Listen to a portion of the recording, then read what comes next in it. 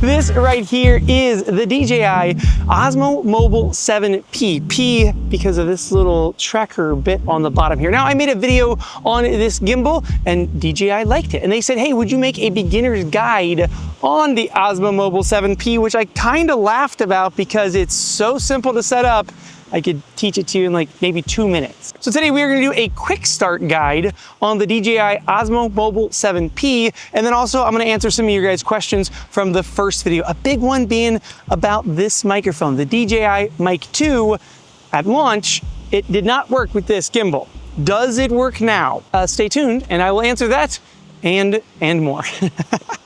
Okay, let's do the quick start guide first. Again, incredibly simple to get this gimbal set up. When you first get the gimbal, it will be nice and folded up like so. Your phone won't be in it. You will get the magnetic mount that clamps onto your phone, and then we'll hook into this. You will get the little tracking module. You'll get this cable, I think a charging cable, and even a bag. And then you get the gimbal itself. And you'll see right now it is turned off. We want to mount our phone while it's still turned off. So when you open it, it is going to turn on automatically. Now that is really helpful later, but for right now, we are gonna hold the M button, which is also the power button. Let's get those tripod feet popped out and let's get this onto our phone. All we gotta do, make sure the little communication bits are pointed up.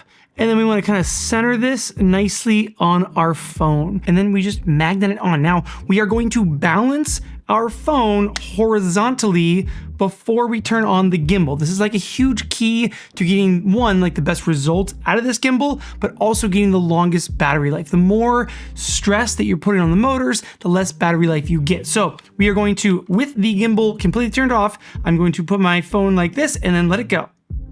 And it fell to the left. That means that when I go back up, I need to scoot my phone within the magnetic clamp. So the clamp is too low on my phone. I need to scoot my phone this way so it's more centered. I'm gonna balance it again. Now I let go.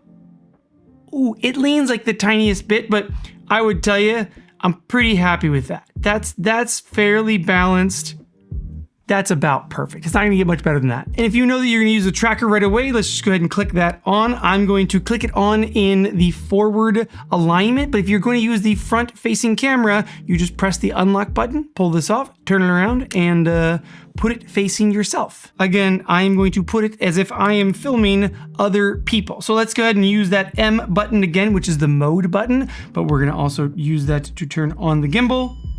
And she's on. And right away, like you have beautiful, perfectly stable footage. You don't really have to do anything else beyond this to get going and filming. Oh, except plug in the cable. If you want to use audio from the tracker, I want to plug this cable in here and this cable in here. And now I can sync either the DJI Mic 2s or another microphone to this tracking module as the receiver, the audio receiver, and that will automatically pipe it into my phone as an audio device. Okay, let's go over the modes of this gimbal. This is probably like the main thing you need to know. Turn a gimbal on, set it up, balance it, and then what the modes mean. So the first mode that we are in is called follow mode. It has kind of looks like a little spinny globy thing. Now, basically what this means in follow mode is it's going to follow the tilt of my hand. So if I tilt my hand left, it looks left. If I tilt my hand right, it looks right. If I tilt my hand up, it looks up. If I tilt my hand down, it looks down. And follow mode is cool. I see a lot of people using it. It is not the mode though that I use most. What I use most is if I press the M button one more time, and now we are in tilt lock mode. In this mode, it's considered like the more cinematic mode because now if I move my hand up or down, it does not look up and it does not look down. Now I can use the joystick to adjust my tilt. Like let's say I was like look up. Now I'm looked up more. Maybe I'm filming something cool that's above me. I tilt up. Now that new lock is still locked. So if I'm walking along, if I'm moving and my hand starts tilting down or it starts tilting up, I'm not gonna lose that tilt. The gimbal isn't gonna follow this way at all. It will still follow left and right, but it will not tilt. The tilt is locked. Now that is I think it's the best mode. There is a bonus mode we're gonna talk about though, that also is really helpful. One more time with the button there. Now we are in FPV mode. Check this out. Now if I look at this, FPV is like super follow mode. And we'll talk about how we adjust the speed settings, but it's like you're like really following something and you kind of want to give that like perspective, the FPV look. Look, I've never used FPV mode. I don't know who uses it, but someone. Okay, this last mode, again, there's a bonus mode, but this last mode is called Spin Shot. And how Spin Shot works is I use the joystick, you know, like, what was that movie? Oh, Inception. You know, Inception, where like the whole world spins, like you get that kind of like, it's moving forward as the world is spinning. Again, I do not like this shot, but it can do it if you want to do it. So now I'm in Spin Shot mode. I'm going to use the joystick. I'm going to press all the way left, or I guess you could start all the way right. And what I do is I go to the end point. So this is as far as the gimbal will go right here. We are recording. And as I'm going to walk forward, now I'm going to push the joystick to the right. And it's going to slowly spin the shot. Oh, it makes me want to vomit just looking at the screen. And then it reaches the end point over there. Again, 2 clicks to get us all the way back home. Okay, let's get to that bonus mode. Now this is probably the thing that I use most on this gimbal. Let's press the M button. I'll go to tilt lock, but it doesn't matter. Any of these modes that you're in, you can do this. That little trigger right there, when I press it and I hold it, it will lock the gimbal wherever it is currently. So let's say I'm just like, hey, I wanna like walk forward and I don't want any of this. I don't want anything. I just want it to be locked off, looking at what I'm looking at and walking towards. I'm going to press and hold the trigger. And once I do, the gimbal is completely locked off. This is like full lock mode. So if I'm gonna walk towards you, even if I'm walking in follow mode, my wrist might turn and I might kind of get a little bit of turn in the shot. I don't want that at all. I wanna look at you, get my shot lined up perfectly, press and hold, and then walk towards you. And no matter what my hand does, I want the camera locked off on that angle. Again, it holds in place no matter what I do, the camera stays locked on in exactly the position that I want it in. So lots that you can do here. Now, we can connect to the DJI Mimo app, and in the Mimo app, there is a ton of features. I'm not gonna go through all of them today. Again, this is a quick start guide. We're just getting you going using this gimbal, but I want you to go into the DJI Mimo app because boy, is there a lot you can do. And first, let's talk about tracking with this gimbal without the app. So no app, it doesn't matter what app you're in, if you're in the Apple app or in the Blackmagic app, you're FaceTiming a friend. Let's get this, we'll keep it in wide mode. By the way, you have an extension in here. If for some reason you don't know that, you have a, I think it's 8.25 inch extension on here to be able to like, you know, do selfies, do high shots, do low to the ground shots, all sorts of stuff. There's so many options that you can do with this, but let's get this right. Oh boy, microphone. There we go. Okay, you are now behind my camera in the Apple app. You are not in the DJI Mimo app. Again, you can be in any app with this mobile gimbal and you can track yourself. So right now you can see there's a red light on the tracker, but all I need to do is kind of get myself where I want to be, hold my hand up, and that light turns green. So now that it's green, no matter where I move, the camera is going to follow me and keep me framed up in that spot. So it's very, very simple to do, to start and stop. To stop it, I just hold my hand up and it stops. So now I can walk around, I can do different things in the shot, have a more kind of locked off shot. And again, when I want to track myself again, I go like this. Now let's say that you're like, oh, I don't want to be center framed in this shot. I want to be kind of off to one side of it. Well, you can reframe yourself. And to reframe yourself, you are going to hold up 2 L's, kind of like a field goal here. That light is going to turn yellow. So you'll see right now, I am not being tracked. It's waiting for me to find my new composition. I can go to this side. Now I'm on the thirds. I give it the field goal sign again. That goes back to green. And again, it is tracking me, but this time it's keeping me on that third line. So no matter where I go, no matter how far it's tracking me, it's going to keep me on that third line. Again, if I want to center myself up, I give it the field goal again, move back to the middle, and field goals again. Now I'm framed again, beautiful, and I'm tracking. So this works horizontally, vertically, no matter what app you are in, this gimbal can track you. Okay, as far as a quick start guide goes, I think you are set up. You're filming things, you are tracking things. Oh, let's hook up some audio. Let's get some audio hooked up. Where's my minis at? DJI mic minis. super stinking simple to pair these to this. And again, no matter what app I'm using, because it is paired via this USB-C cable, the phone is going to receive it as its audio. So this, instead of having to use the receiver that comes with the DJI Mic Mini, this little tracker bit is the audio receiver. And I don't think I am paired currently, so let's get this one turned on. Blinking green means that I'm on, and I'm going to press and hold the link button on my microphone until it is now flashing blue and green. And then there's a link button on this little bit.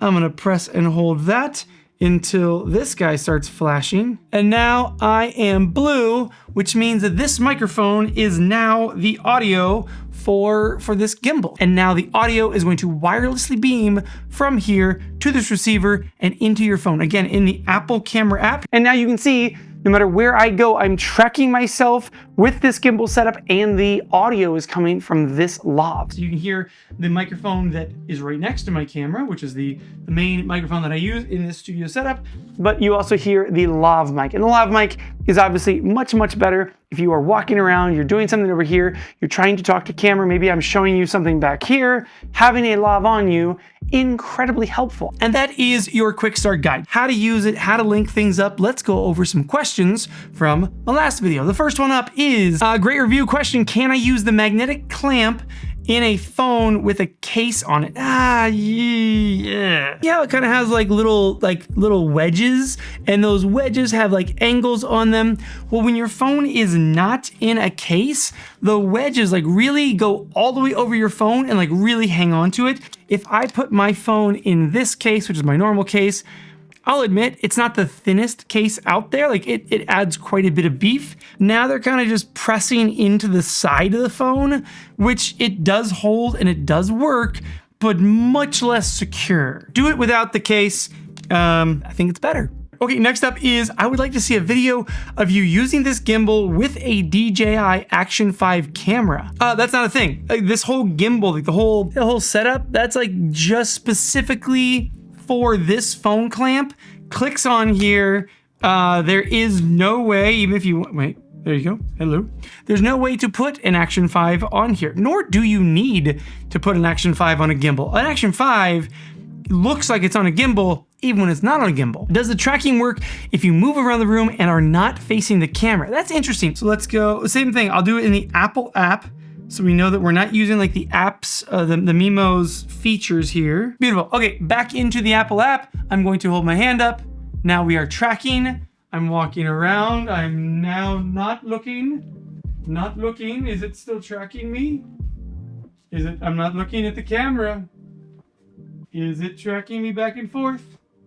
Yeah, that's kind of what I figured. I was almost positive. So it's not using your face to track you at all. It's basically just seeing that you are a person, and then it's going to track you as a person. So whether you're facing the camera or not, it's going to track you. Now, this gimbal has a feature that even the RS4 Mini can't do, and that's object tracking. This can just track objects because of the app. So when you're in the Mimo app, I can draw a green box around anything, and then this will track it no matter what it is. So if I was trying to get like really cool B-roll of like a camera, I could just pull this up in the app, draw a green box around it, and then as I move, the gimbal is just gonna stay locked onto it to get those like really smooth, buttery, like framed up perfectly and really nice tracking shots. Okay, next up is, seems like you're worried about showing your hands because it will stop or start tracking, or you just feel comfortable holding them behind you. I do walk like this a lot, but in this case, like I said earlier, showing your hands too much to this thing is an issue. Yeah, if you are talking with your hands, mainly if you pause them. If you're moving them around a lot, watch this, there we go. Just watch the red light. So if I'm moving them around a lot, no problem. Moving them, you're talking, you chat. But if you make a point like this and you pause for just a second, it gets you. So it's the pause that starts and stops the tracking. So my hands are moving, no issues, no issue. But then I go, now listen, see there. As soon as you slow them down, they get you. Yeah, so if you talk with your hands, yeah, tracking is an issue. In your review, you specifically say that it can track and record in Apple's iOS native camera app. However, others are refuting that claim. Well, we've already done it like 5 times, and you can see that others are wrong. Does it work well with Google Pixel? Are all lenses used? Can we use the zoom buttons in all apps? Multiple things here. Does it work well with the Google Pixel? Yes, because again, it's not even using your camera to track really. Like it's just using this piece to do the tracking. So it's not relying on the phone at all. So it doesn't matter which app or which lens of my iPhone I'm using, it can track because this is the thing that's doing the tracking. Now, can we use all the zoom buttons? No. On the 7P, the zoom button is this little dial here, and this dial, while you are in the DJI Mimo app, can act either as manual focus or zoom. So if I press it once, it switches from zoom to manual focus, and now I'm actually focusing with this little wheel. Press it again, now I'm back to zoom, and I zoom between the lenses using this little thing, but that only works within the DJI Mimo app. If I'm in any other app, this little dial does nothing. There's a lot of benefits that you'll find when you're using this of shooting in the app. If I'm using this, I'm almost always in the Mimo app just because there's way more features that I can access and everything really comes to life. Okay, second to last question. Great update. Are you implying that the Mic 2 transmitter also works with the module? I wasn't at the time because at launch, no, wait, where's my mics? At launch, the DJI Mic 2, like one of the most popular microphones that there's ever been, did not work with this. Only the minis worked, but in early April, we got a firmware update. And yes, now the DJI Mic 2 pairs perfectly to the Osmo Mobile 7, the 7P, because it's got to have this little bit. The 7 does not have the tracker bit. The 7P has the tracker bit, and the 7P has the extension bit. This is not on the 7 either. So for all of you that were upset that this did not work with this at launch, now it does. Okay, the very last question. This or the Pocket 3? This or the Pocket 3 for travel specifically? That is a question that I will save for another video because I kind of think that would be a really fun video. I mean, size-wise, you can see the difference already, but we'll answer that in a video coming up hopefully very soon. See ya. Well, that's a big fly. Holy cow. That thing's giant. Where's my racket? Oh, I'm gonna get you, buddy. Holy cow. It's like as big as a marble. Oh my gosh. Oh, he's fine. I shocked the crap out of him and he's still flying. He's probably a little stunned.